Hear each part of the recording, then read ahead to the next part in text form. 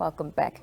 The Ministry of Industrialisation and Trade, in partnership with the Ministry of Sport, Youth and National Service, as well as the National Youth Council of Namibia, will be hosting a 2-day Southern Africa Youth Consultative Workshop on the Africa Continental Free Trade Area Agreement and on women and youth in trade from the 22nd to the 23rd of June 2023. We are now joined by the Head of Corporate Communications and Marketing at the National Youth Council of Namibia, Mr. Brian Prince. Brian, good evening, and thank you so much for joining us. Thank you for having me. Just to start with, talk to us about what prompted the various stakeholders to come together, to host this consultative workshop on the Africa Continental Free Trade Area Agreement, with specific focus on women and youth in trade. Yeah, thank you for that.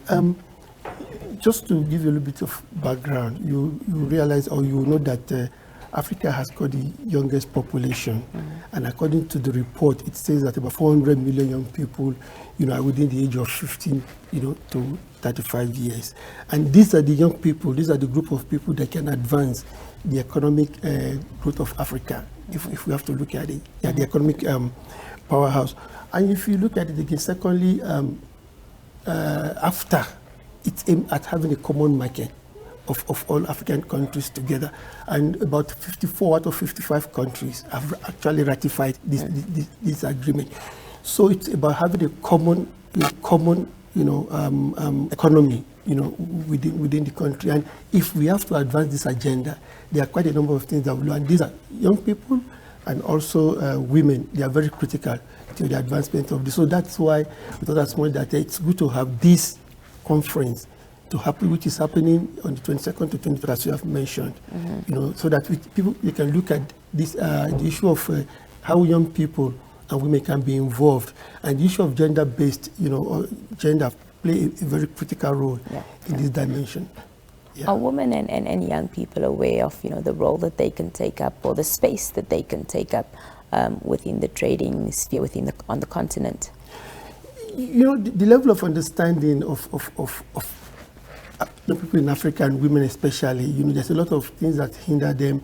The issue of, you talk about the issue of skills, the issue of unemployment, gender-based violence, harassment, quite a number of things, that impair them. There's a level of understanding which they know. So quite a number of them would know that there's an opportunity. Even if you look at the current state, in the country today, a lot of young people do not know what AfCFTA stands for. They don't know what that stands for. They don't know what it means. They don't know what opportunities that are there. And this has been created for us, in the past. So many of young people, especially in Namibia, do not actually know, the opportunities that are there in this role. And with this conference, it's going to open up quite a number of things, opportunities for young people that they're able to understand the opportunities that abound within the continent of Africa. Now, the Africa Free Trade Area Agreement has been in existence for quite a while. However, its realization seems to have taken a bit of a back burner.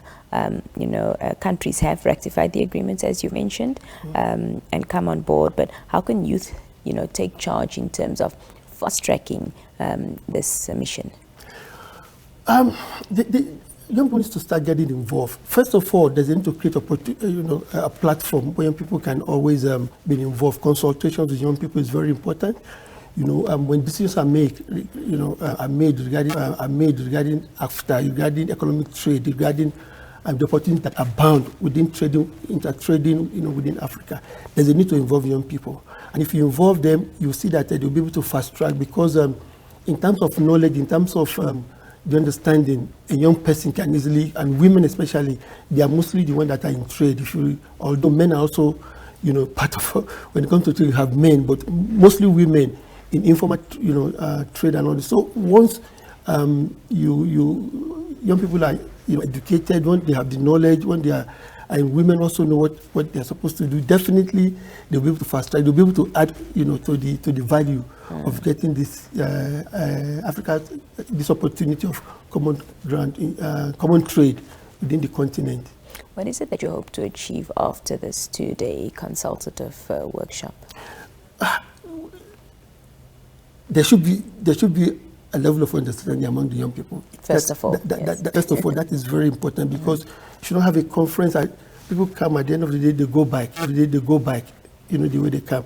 They need to be armed with information. That is very, very critical. And also, at the end of the day, there will be a report that will be presented, to AU to say, okay, this is the idea in terms of, common trade within the continent of Africa. And this is how young people and women can contribute, And these are the opportunities, that are bound for the young people, and, because, like I said before, many young people don't know the opportunities that are there.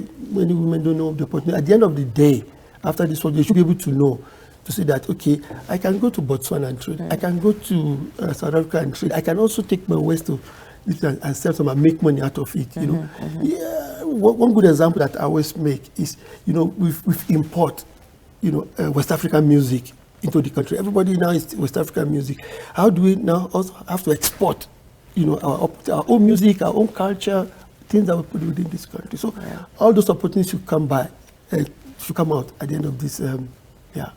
Fantastic. Just lastly, Brian, what will your call to action be, in terms of accelerating the roadmap to align trade amongst African countries? That's it. You see, there's a need to give opportunities to young people. For me, it's one key thing, and there's a need to educate and to enable our young people to know what opportunities abound. That's number one. And like I mentioned again, there's a need for those at the corridor of power to ensure that when decisions are being made, when anything is being done in terms of Africa free trade, young people are not left out. Women are not left out, because once a woman is empowered, the issue of gender-based violence will be reduced. The issue of harassment will be reduced. Everybody is, people are empowered, and they can definitely make income, on their own.